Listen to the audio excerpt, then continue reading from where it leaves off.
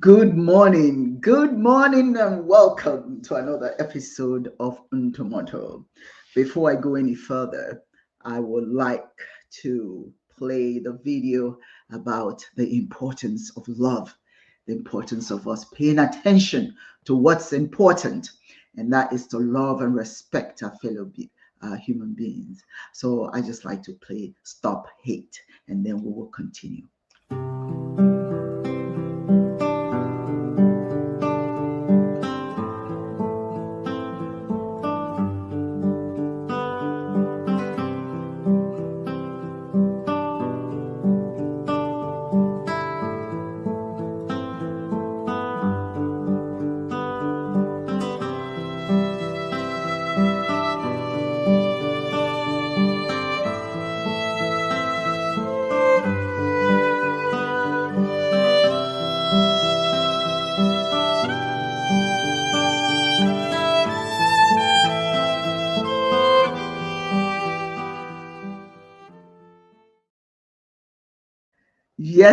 Yes, my brothers and sisters, stop hate. We must stop hate. It starts with us. Thank you for joining me today on Tomato. For those of you who don't know, Tomato is words of wisdom that I share with you to add to your repertoire. Sometimes I have guests, sometimes it's just me. Today, the conversation is going to be with just me and you. If you came upon this podcast by chance or by commitment, please remember to subscribe and share this video. We're trying to get to 1,000 subscriptions by the end of this month, and you can help us get there. So please subscribe today. Thank you. As always, I start the program with words of wisdom. Some words of wisdom that you can take with you, and you can add it, like I said earlier, to your repertoire. You can add it and make it a part of your daily aspiration or daily words that you can live by. The words of wisdom that I wish to share today come from Acts of Faith, Daily Meditations for People of Color by Yana Van Zandt. I don't know how many of you read her books. She's a very thoughtful spiritualist, and I really, truly enjoy much of what she writes. So given what is going on in our world today, I felt that this was a very appropriate words of wisdom to share today. It is Success Law 107. Put your butt on the line. Yes, put your butt on the line. If there's something you want to have or do in this life, there is only one sure way to find out if you can have it. Put your butt on the line. All the things you want to have, places that you want to go, things that you want to experience are eagerly awaiting you. There's nothing that you want that you cannot have. There's nothing that exists that is too good for you. There's nothing anybody has that you cannot have. Everything out there is waiting for you to capture it if you're willing and if you're prepared to do that. All the things you want to have, places you want to go, things that you want to experience, as I said earlier, they're all there. They're all waiting for you. It's up to you to go for it. Put your butt on the line. Say what you need to say. Do what you need to do. Ask for what you want, exactly the way you want it. Don't take no for an answer. Put your butt on the line. All you get is what you give. So if you give it your all, that's what you're going to get. As little as you give is what you're going to get back. So if you're satisfied, but still hungry for something out there, somewhere that you want to go, something that you want to do, go for it. Do all that you can to achieve your goals and aspirations. Put your butt on the line for what you believe in. Yes, put it on the line for what you stand for. Put it on the line just to prove to yourself that you can do it. Think of it this way. The worst thing that can happen is that you end up right where you started with your butt on the line. In other words, my brothers and sisters, don't talk about it, be about it. I want to thank Yala Van Zandt for those beautiful words of wisdom. And I particularly want to, I use that for myself, certainly. You know, if there's anything that I want, I go for it. With all of my capacity, I don't make any excuses. The worst thing that will happen is I don't get it. But at least I give it a shot. And that's what you have to do. Don't talk about it, my brothers and sisters. Be about it. I don't know about you. So much is going on. There's nobody living on this earth right now who cannot say that the world is changing. So much change going on in our world, particularly the African world, to be specific. The African people are now beginning to take responsibility for their growth or lack thereof. It has to do with spiritual growth, has to do with psychological, it has to do with economic and cultural growth, it has to do with so much. Whatever is happening, we are catching that feel. We are going for it. We're reaching out for it. And that's wonderful. It's all over the internet. It's all over the news that Africans everywhere are beginning to take responsibility for their growth. And we're doing that as a collective entity. What hurts an African anywhere hurts all of us. And that's the only way we can grow, is to reach out to each other and be a part of what is going on in the world. Don't talk about it, be about it. Unfortunately, there is an argument that's raging between Igbo men and Igbo women, particularly the young ones, which is quite ridiculous. This argument has to do with these men who believe that they gave women voice. When people think along those lines, it's most likely because they don't really understand history. History is full of information about the importance of women. And if we want to be specific today, Igbo women, history tells you that women in Iboland were very significant members of the community. Historically, the Igbo woman was a problem solver, as evidenced in Umwada. When there was a problem, the women went there and they solved it by just their appearance, by just being there. As a matter of fact, you don't want them to bare their chest, because in so doing, you are incurring the wrath of womanhood. And the men respected that. They respected that. She was responsible for economic development, responsible for certainly birthing generations of men and women. She's responsible for the psychological and spiritual healing of the community, and certainly of her family. She was the farmer and the architect. The excerpt that I want to share today, that I want to read, is credited to somebody named Chinai Bro. It's been trending, very interesting. And I wanted to sort of, jump on that bandwagon, if you will, and share some of what she has shared. It was important to read this excerpt to paint a different picture for these young people who tend to misunderstand the role of women in Iboland. Let's look at the oldest books now. I'm reading her excerpt. She says, let's look at one of the oldest books, Things Fall Apart, a novel by Chinua Achebe, which explored the Igbo life before the missionaries came. It is the most powerful individual. The most powerful individual in that book was a spiritualist named Chielo. Chielo was a woman, a priestess of Abala, oracle of the hills and caves. She was one of the most powerful figures of the clan, and no important decisions can be made without her approval. That is not a person without a voice, obviously. The dreaded Okonkwo in the book feared her. No one challenged her authority. Chielo played an important role in guiding the clan. Sounds to me like she had voice. She was the intermediary between the people of Umuofia and the gods. Chielo is the sole earthly authority. Everyone obeyed her. Sounds to me like she had voice. If you haven't read Chinua Achebe, you should. It is one of the most historic, it focuses so much on Igbo culture.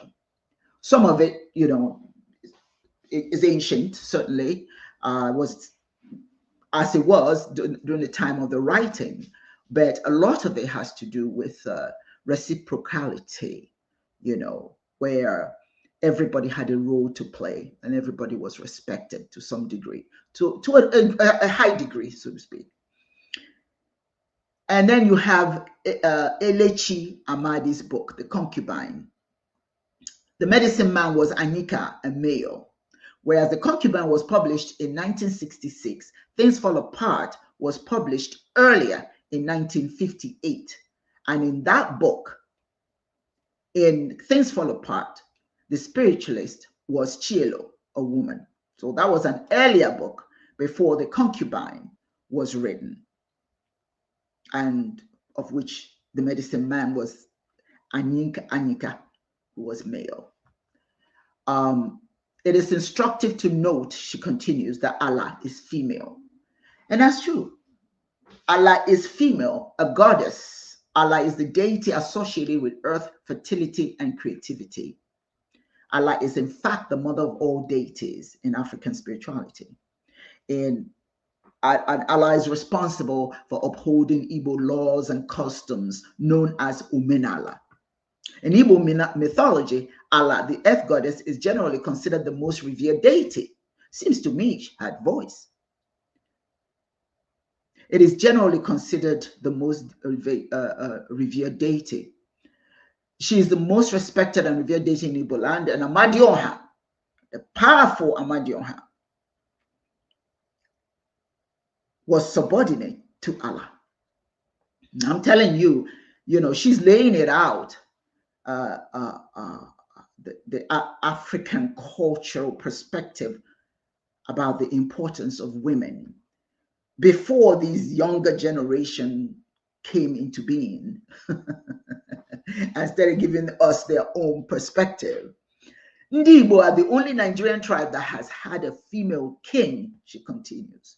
Her name was Ahebi Ubaibe. I hope I'm pronouncing it correctly.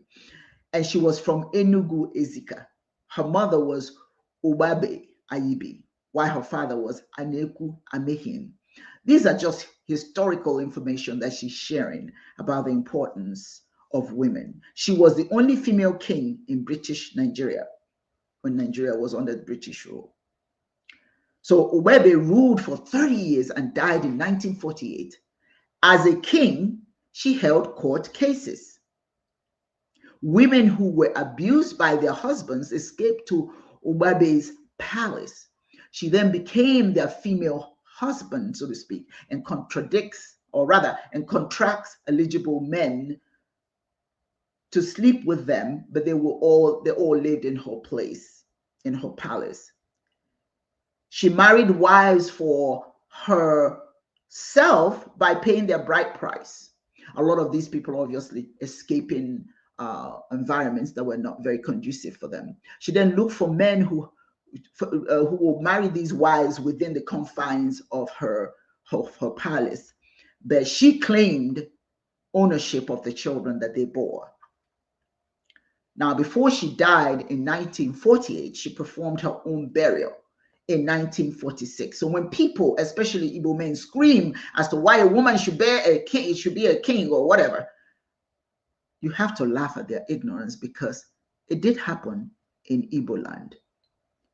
As a matter of fact, in the present day Anioma, we have a woman king called Omu of Anioma. Anioma is, I think it's Delta State. And who can only marry, she actually can marry a woman. The former Omu was her Royal Majesty, or His Royal Majesty.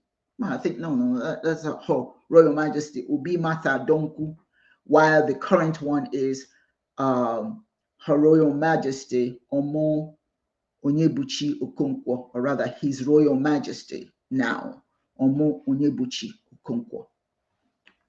The point I'm making here, before the incursion of Christianity, the Igbo woman can never be said to be barren because she marries wives for her husband. We have the oldest form of adoption system in Africa. There are numerous examples, but this is getting long. No, Igbo men have Christianity to thank for how Igbo women turned out presently. It could have been worse, certainly.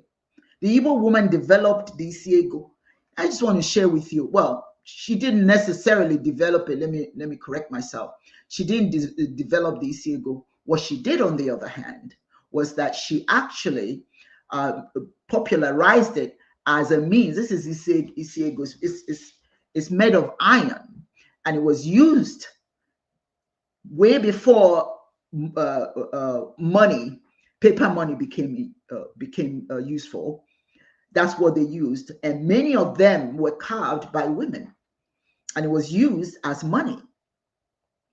And you know that the women were the market women; they were the farmers, and so they had a very strong hands on the economics of the community.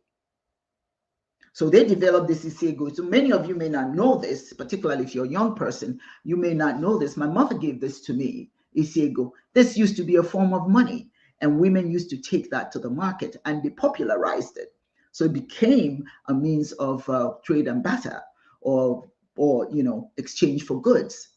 Okay. Also, they popularized the cowrie shells. Now, they did not, and I've got to be honest with you, they did not necessarily originate the concept of cowries. What they did, on the other hand, is they popularized it. They used it for spiritual healing. They used it for decorations of the home. They used it for adornment of the body. They used it for all sorts of things, and it became popular. But most importantly, it was also used as a form of money before paper money. And the reason why the popularity of this was because the women, for the most part, they were the traders. They were the market people. And that's what they had to use in exchange of goods and services. So these women had a voice. They contributed tremendously through their actions, through their how they conducted themselves, what they wore, how they built homes. As a matter of fact, they were architects. Most of the homes were designed by women. Even to this day, women are the ones that design the homes that the men live in. So it's really, really very, very important that we stop the nonsense about women. One of the things that is so amazing to me, and you probably have heard it. Somebody says, do you know you're a woman? What does that mean? What does that mean? Is that supposed to be an insult? I don't know about you. I've heard it. I've heard some of our men, Igbo men, say that. Okay, I understand that I'm a woman. To me, that's a badge of honor. When you think about what women do, when you think about our contributions to humanity, not just in Iboland, everywhere. There's an African proverb that says, a one-legged man cannot go into battle.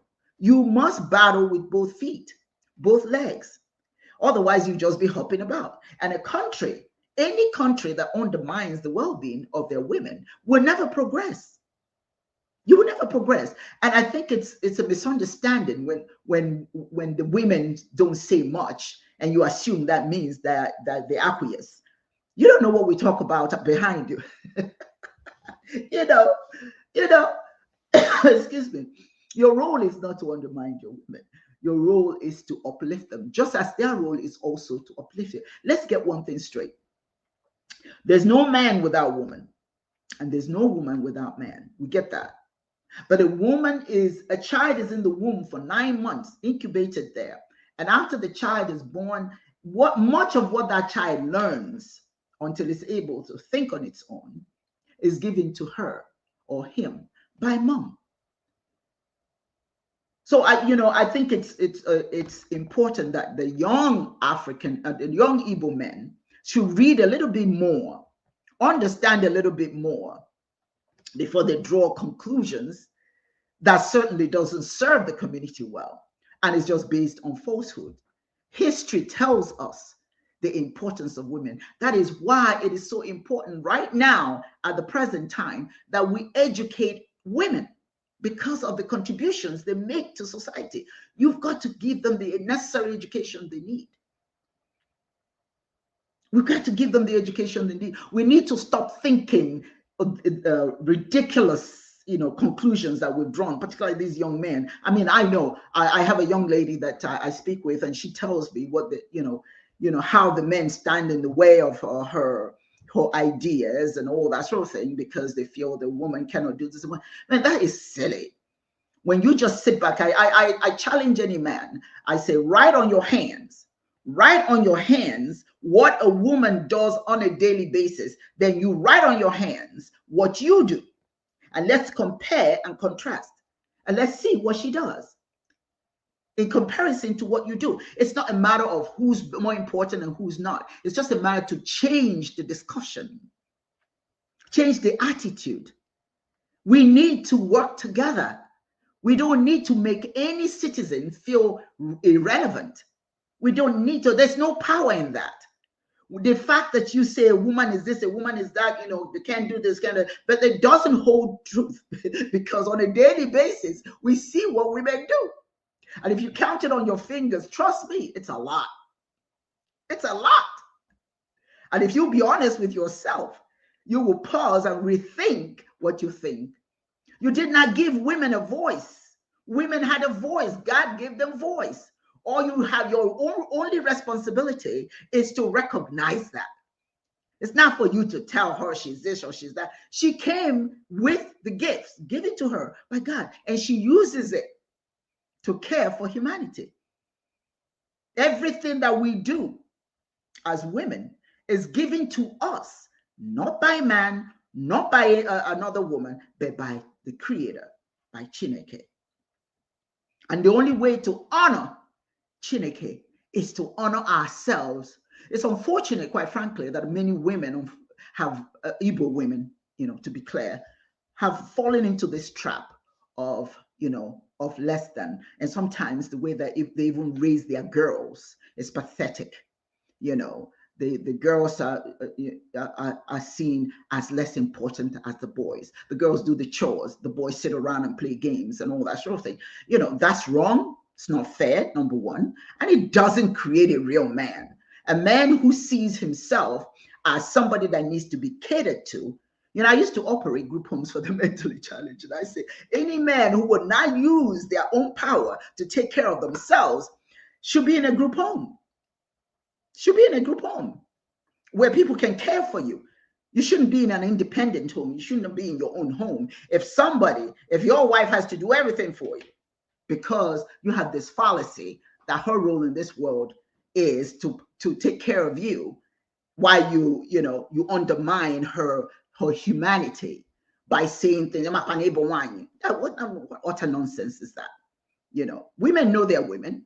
I certainly know I'm a woman, and I appreciate that. It's a badge of honor. But women yourselves, there's an African story that says the beautiful fruit tree that was by the wayside, and thieves will come and pluck the fruit from the tree. She got angry and went to court. This is a story. And she went to court to tell the judges that she is upset that these thieves are coming without her permission and taking fruits off her tree. And the judge cautioned the thief to tell the thief it's not yours to take. But you yourself, the woman, don't stand there by the roadside and allow yourself to be abused. And that's what we're doing. We stand by the roadside and allow ourselves to be abused. And then we want to get angry. You can't complain about what people are doing to you when you allow it to be done. At some point, you have to use the voice that Chineke has given you and speak truth to power. If you see something wrong, then you must say something. You cannot blame people for treating you the way they do when you allow it. Again, like I said earlier, I think it's very, very important that women are educated. I want to share a company that I'm working with, Pleasant Valley LLC, and they see the need. The president of the organization is Joe Bias, and he sees the need for education of women. And I met Joe many years ago through friend of mine, the president of I can't think of that company right now, but she introduced me to him, and it's just been a wonderful experience working with him as we try to develop a program for the for women. So let me play this. Video, and it will tell you a little bit about Pleasant Valley LLC and how we're working together to help to bring up the well-being of women and the education of women, young girls. Here we go. Where innovation and sustainability converge to shape a brighter future for all. Where we are striving to make a better world for our next generations. Our advanced educational science, technology, engineering, and mathematics, or STEM ILS, Integrated Living System Initiative, is at the forefront of utilizing renewable energy and agricultural technologies in off-grid settings for research, development, testing, and evaluation purposes. We are proud to partner with the African Women Mobilization Commission, focusing on developing a dual-purpose facility. This facility offers housing for young Black women in need and a day schooling program that emphasizes STEM education. We've also teamed up to utilize crypto coins like no other.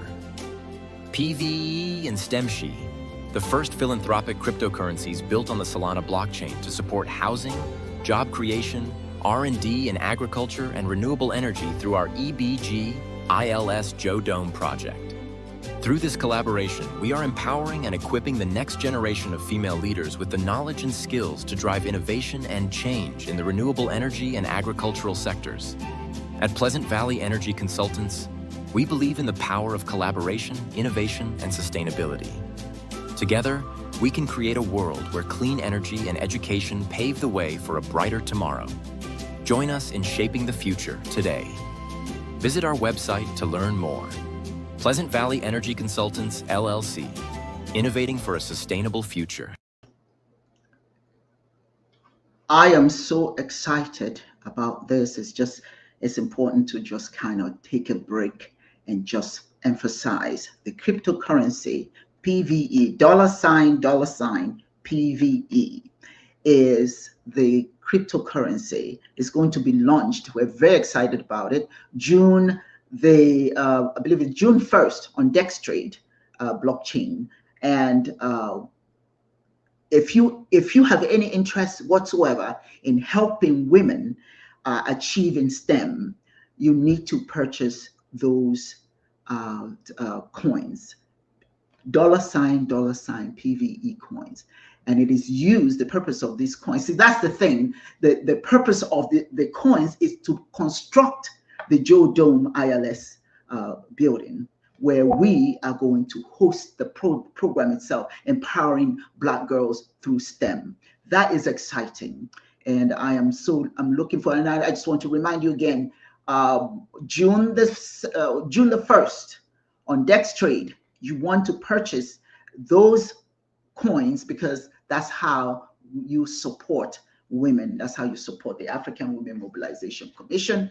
And so we can make a difference in the lives of women. So that I had to share today. Then continuing with our conversation today, if you are a man, an Igbo man in particular, you need to rethink the way you see your women. You need to rethink how you see your women. Because I tell you one thing, if your women, and before I even say that, it's important to look at countries where women are excelling. If we are at this time with all the change going on, with all of the revolutions, and and we're still stuck in who's important to who's not, then we are wasting time. We're wasting the opportunity. It's time for us to look at the collective. Somebody sent me a video that I thought was so unusual. It was really quite wonderful. It was talking about, all the good things that will be happening in Africa and all the leadership that will be changing, or at least the leadership they're looking to take over the, running of African affairs and what have you. But you know what? I pointed out to them, I noticed something very interesting. There is not a female in any leadership role. Why is that? Is this Africa for just men? Or does this Africa include women as well? or you don't think women can contribute, or we just have to pay second fiddle. We don't have to. There is so much that we can do. We have so much talent to tap into. We're letting it go to waste with all these nonsensical arguments about who's superior and who's not. There is no superior. The only thing superior is Chineke, the creator. That's it. The rest of us are here, like somebody said, chipmunks trying to get a nut. That we are all trying to survive. Has nothing. Each gender has a role to play, and that must be honored and respected. And for those of us, particularly our young people who are not stewards of history, it is a good time to go and learn why the ancestors honored women.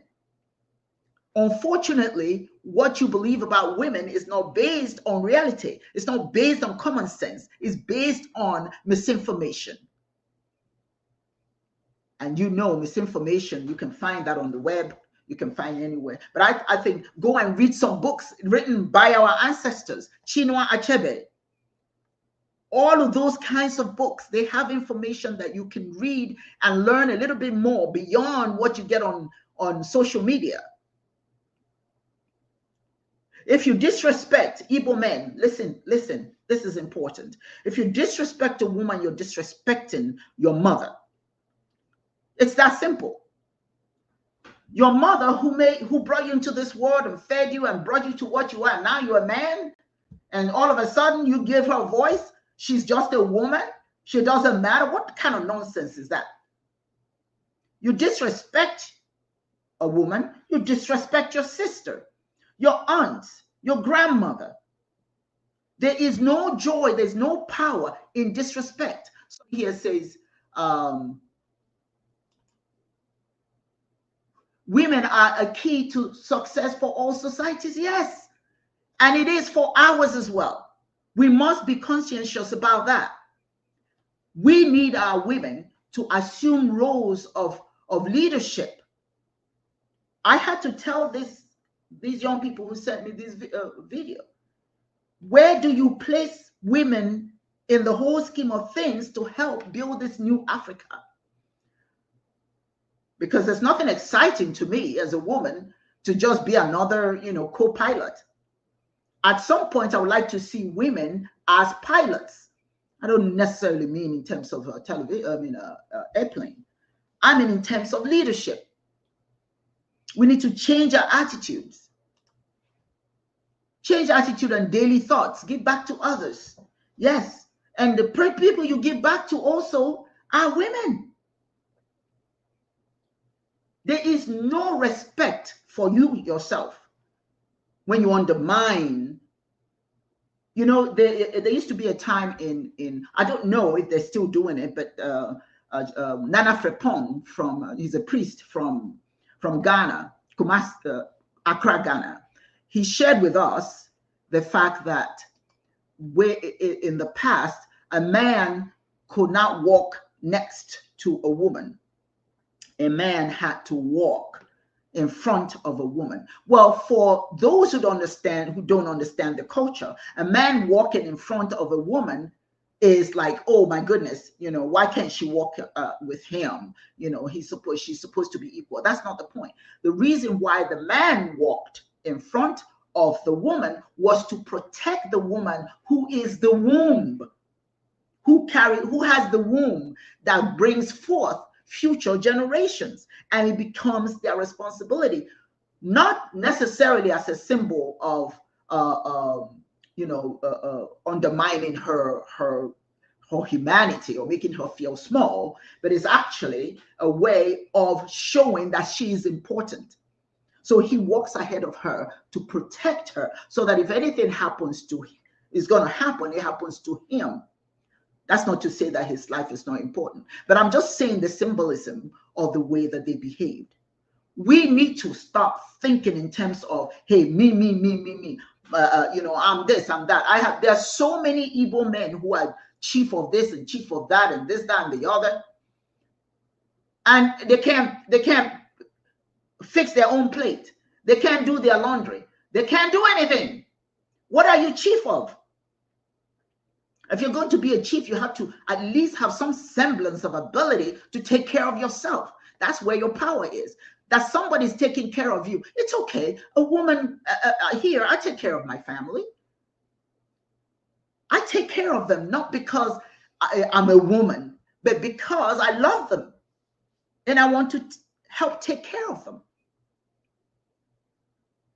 So what we need to do is change that attitude, that very destructive attitude. This particular young Nigerian woman was telling me how when they come to a meeting, you know, it's almost like what they think does not matter. Yeah, they're allowed to say something, but it's always like, you know, on second thought, we may consider it. On second thought, we may, you know, but it shouldn't be that way.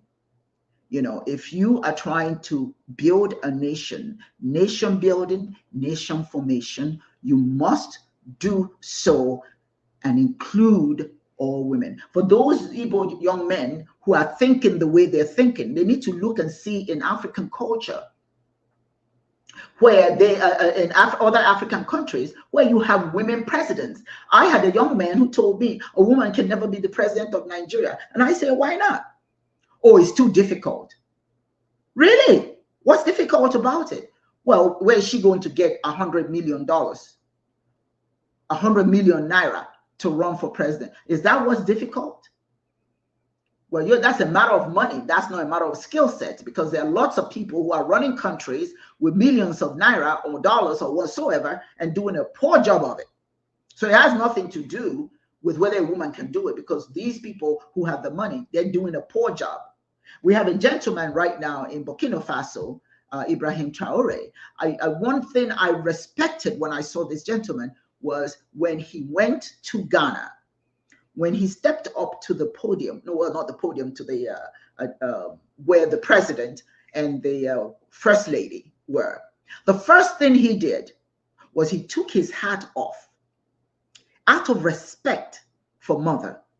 He took his hat off. He's the president of a country, but he took his hat off to acknowledge her relevance, to acknowledge the importance of her as a woman, as a revered woman.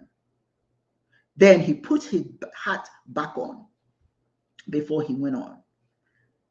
Now that's somebody who's comfortable in their own skin. When you respect a woman, it doesn't mean that you're less of a man. It doesn't take anything from you to respect a woman or give her an opportunity to rise, give her an opportunity to prove to you what she can do. The president of Namibia is proving that a woman can be a formidable leader. So when the rest of the world is moving in that direction, and we're here whining about who's more important and who's not important, who should be this, who should be in the kitchen, who should be, you know, come on. I used to operate group homes for the mentally challenged, and one of our responsibilities was to teach them ADL skills. And to do so, they had to learn how to cook for themselves. They had to learn how to make their beds, to bathe themselves, to do their own laundry. They had to learn all of that. And after they learned that, they would consider them for independent, semi-independent living. But we've got grown men arguing over, you know, can she cook? Well, what's wrong with your ability to cook? Why can't you cook? Why can't you cook? Well, there's, you know, why can't you cook for yourself? If she wants to cook for you, that's a good thing. There's nothing wrong with that. But for you to insinuate that you can cook or you will starve if she doesn't cook, then it tells me you need to be in a group home. The skills that your mother taught you, you're not supposed to lose it when you become a man. You're not supposed to lose those things. Those skill sets supposed to live with you, and you're supposed to take it to the next level. And that next level is once you get married. You always have to, and I'm saying what I'm saying because this is what I've taught my son. Your power, son, your relevance in the world is not based on how you treat women. It's not based on you proving to them that you're quote unquote superior. because you're not. Your life is as relevant as theirs is. The conversation we should be having today is we need to join the revolution. We also have to join the mental revolution. It's not just economic opulence and technological know-how. That's not the only revolution that needs to be had. The revolution that we need to also have is to ensure that all people, including women, have security. Part of the program that I've been, focusing on is human security. Human security, the ability, the opportunity to be the best you can, to go and rise as high as you can. That's part of human security, personal security. But if you're undermined, that becomes an issue. So for me, as an African woman, I want to see my men do well. Yes, I want to see the Igbo man climb as high as he can, because he can. God gave him the power to do that, to rise, to go beyond his humanness, enter the unlimited world of the possibilities. All of it is available to him. But I want him to give me that same opportunity. I want him to give me that same respect. I want him to give that to his wife, to his daughters, to mother, to grandchildren. Any one of us, male or female, who choose to do whatever they can to make the life of any member of society miserable, that person belongs in a group home. Yes, I said it. Because people who think logically do not work hard to undermine anyone. People who are logical thinkers work to uplift. Now, it's probably something many people don't want to hear, but you know what? It's a conversation that has to be had. I've had too many opportunities, too many events that I've participated in, and somebody said, well, let her not forget that, I'm a spiritualist, so I had the opportunity to pour libations. And it was a Mother's Day event. This was in Michigan. And we were just surrounded by a lot of women, and they called me up to pour libations. There was an African-American gentleman and a Nigerian guy. They lost their minds. Oh my God. She's a woman. She cannot pour libations. Oh, really? Can we talk about that? I cannot pour libations? And who gave you the authority to determine what I can or cannot do? Grown woman, a spiritualist. And you stand there and tell me it's not African culture. Women don't do this. I just told you, go and read Chinua Achebe so you can know what women used to do before you bought into the foreign mindset. There used to be a time when women came in, when they came into a place where there's argument and fighting, all they have to do is show up in that group. And don't let them bare their chest. Then you really know you're in trouble. But the our Igbo ancestors understood the importance of the women. The new generation need to relearn or rethink what they think they know, because what they know, they're getting it from a well that is not of their own. Igbo men did not treat Igbo women with disrespect historically. It's not. This is a new concept. As if I'm supposed to fall apart or I had anything to do. Me being a woman, I had nothing to do with it. That was God's grace. For those of you who believe in God, who believe in Jesus Christ was born of woman. Even God saw fit that he should come through woman. Now, some of you will get all bent out of shape over that, but I didn't make that up. It's the truth, is it not? Who is the mother of Jesus? Is it Mary? Or is it James? It's Mary, wasn't it? So we have adopted this whole notion that a woman should be subservient. But what you do, and that's why I said earlier, when you talk about the chamber, a one-legged man cannot go into battle. You need the other leg, and your other leg is your woman. I say this all the time. Start paying attention. If things are not going well in your life, you need to check yourself and see, what is it you're doing wrong? What am I not using? What skill sets are sitting by the roadside I'm not utilizing? What are you not utilizing? I'm a woman, so I am praising myself today, and I'm praising all the women. The lizard fell from the tree, hit the ground, and looked around to see, oh, who saw what I just did? How awesome I am. But he started nodding and said, yeah, I'm good, I'm bad, I'm all of that. Yeah, women need to start seeing themselves from that lens of power, of worthiness, because you're worthy. Life is meaningless without mother. That's just the bottom line. Allah. In the hierarchy of spiritual deities, Allah is the most critical. Allah gives us everything. Mother Earth. Why do they call it Mother Earth? Some people have now decided that we should say our fatherland. There was a reason for saying motherland. Americans say motherland. The British say our motherland. We used to say our motherland, then all of a sudden we decided, no, we don't want to give women that credit. Can you imagine that? So now it's fatherland. There's nothing wrong with father. Of course not. Father is essential. Men are essential. Women are essential as well. We just need to agree on that. We just need to agree on that. I want to share something with you. I am excited to be participating in this virtual marathon fundraiser. And those of you who know me, it started April the 25th, it ends May the 25th. It's a virtual, it's anywhere. It's a $10 marathon.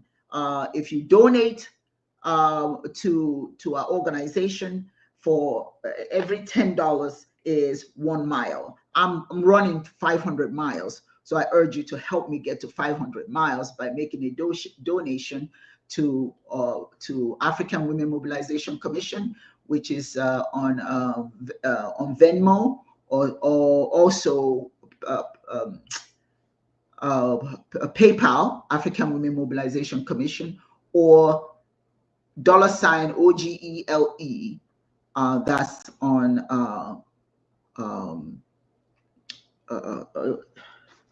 okay, let's see now. What is that? There's Venmo. I can't really see too much of it right here. I hope you can see it. Then there's Cash App, and then there's PayPal. So I ask for your support. Please go there and donate and say who you're supporting for the marathon. The objective of this is to help with the Black Girls Rise Conference, October the 12th, 2025. It's going to be an exciting program where we can bring all these young girls together, and we are going to provide them with a keynote speaker that's going to rise them up, rile them up and encourage them to continue to stay in school and continue to work hard. And also the EBG STEM program, which is the Empowering Black Girls Through STEM program. So we're doing, that's just all part of what we're doing for fundraising. So every $10 you donate represents a mile run in the marathon. And I'm running 500. So I need your support. All right. So if you don't mind, please go and make your donation and support. I want to thank Erica, a friend of mine who has supported this morning the marathon. She supported 5 miles, which is $50. So I'm appreciative of that. And so that is an exciting program. Again, it is the $10 marathon fundraiser. It's virtual. Of course, I'm not going to be out there running 500 miles, but I can do it virtually.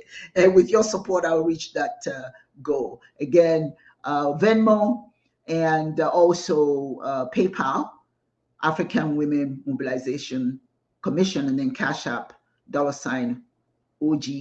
I hope you give me your support. I would appreciate it. All right. So in continuing with our conversation today, I I just want to ask, okay, there's somebody here who visited here. Thank you, Beverly German. Thank you for being here. Hello to you as well. Hope you're doing well today.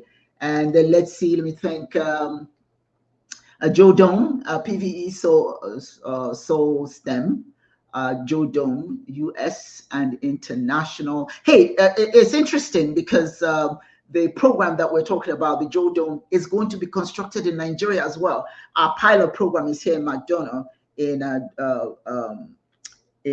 Georgia. And then after the construction, then that's going to be done in Nigeria. So we're very excited about that.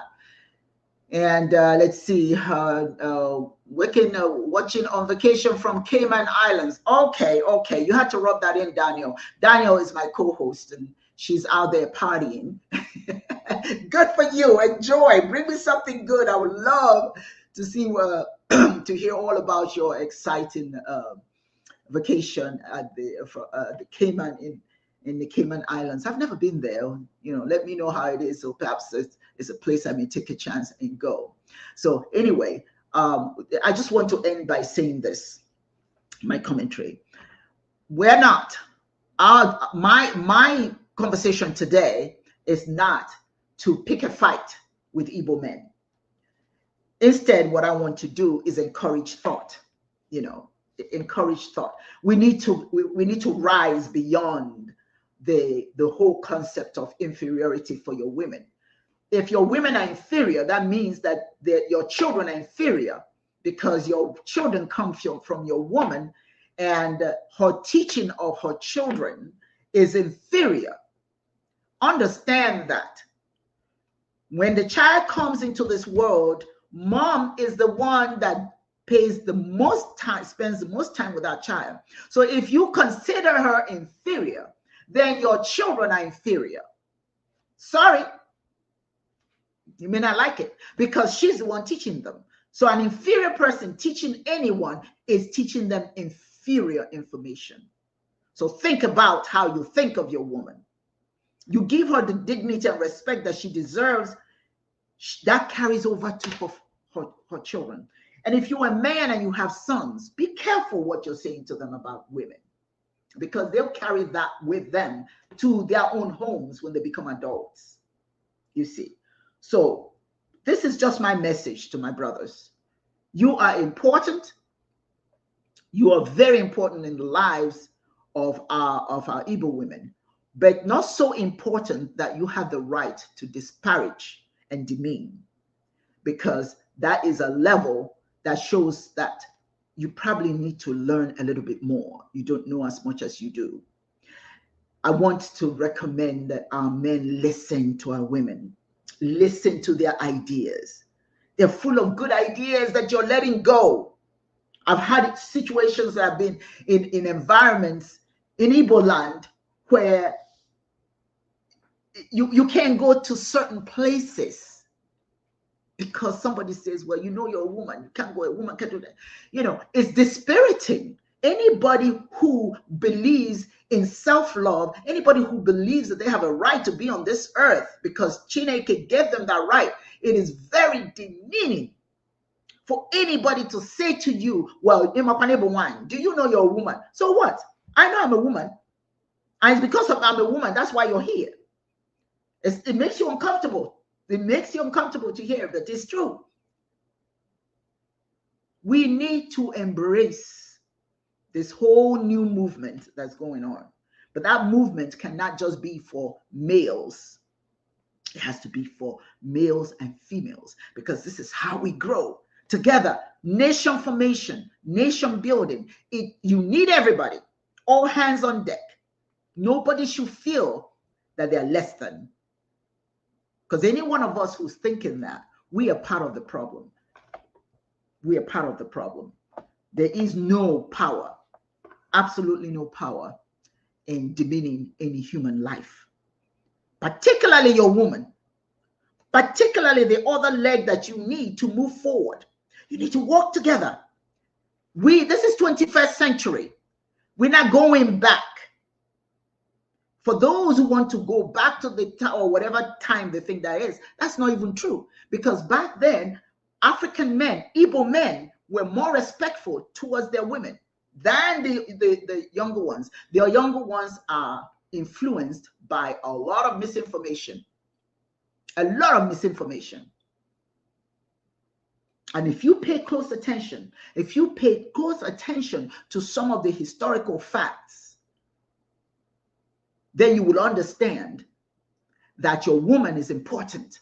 She is not somebody you're supposed to step on, demean, ridicule, push to the side, and told to be quiet because you gave them voice. I'm not quite sure what that all means, that you gave her voice. I mean, come on. She had voice before you came into her life. So how did you give her voice? She was speaking. She was doing whatever she was doing before you came in. So how is it that you gave her the opportunity to speak? We all have the opportunity to do better. We all have the opportunity to grow, to increase and improve the well-being of our women. Because when we do that, we are giving honors to our mothers. When we do that, we're giving honors to our daughters. When we do that, we are giving honors to the Creator. The Creator did not create woman for you to step on her head. What your excuse is. That's not it. It's supposed to be a support system. We're supposed to be working together. So for all you young men out there who are focused on this whole notion that you give women voice and without a woman, without you, a woman cannot survive. Well, that's to say that doesn't make sense, because without her, you wouldn't be here. Let's just understand that.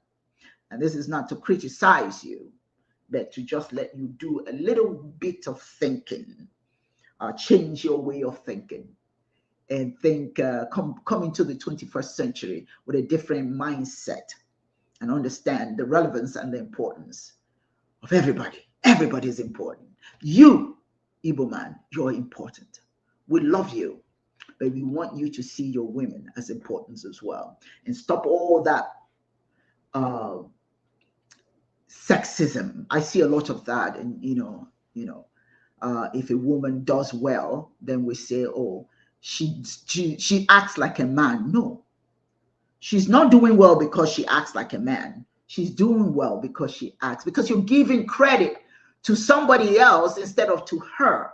So you don't see her as a person with a capacity to achieve what she's achieving. Instead, you say, well, my goodness, she's doing all this. She's just like a man. That is not complimentary. She's not a man. So telling her that she's successful because she acts like a man, I dare say, it's not complimentary. It's, as a matter of fact, it brings her down. Now, women may not say much. Society has made it so that many women have been cowed. They don't say much. Some do, some don't. I'm an elder now, and I know as an elder, I'm not going to cow down to some kid who doesn't know much about anything other than what they read on, or some cultural misconception they've developed or adhere to, that has nothing to do with the reality of the Igbo woman. So I want to thank all of you for being here today. And just remember, everybody has a right. Everybody, you included, gentlemen. Every human being has a right to shine. And you need to step out of the way. Either you're going to help your woman shine, or step out of the way, let her do it on her own. But it's always best when you do it together, when you honor each other together. After all, that's the way that Chineke wants it. So let us put aside all these foolishness that we get involved in, and make sure that we look at each other from a whole different perspective, as this new revolution that's going on, as it seeps into our blood, let it also include, hey, listen, it's a time for all of us to shine, a time for all of us to shine. And on that note, I would like to thank all of you who joined us today. Thank you for being here. I just want to mention some of the names. Thank you, Joe Byers. Thank you, Daniel Williams. Thank you, Beverly German. Thank you, Charles Mokedi. Thank you all for being here today. Your presence. Remember, subscribe and share this video, and you never know who will benefit from it. Thank you, and you all have a wonderful and blessed day. And so it is. Yagazie.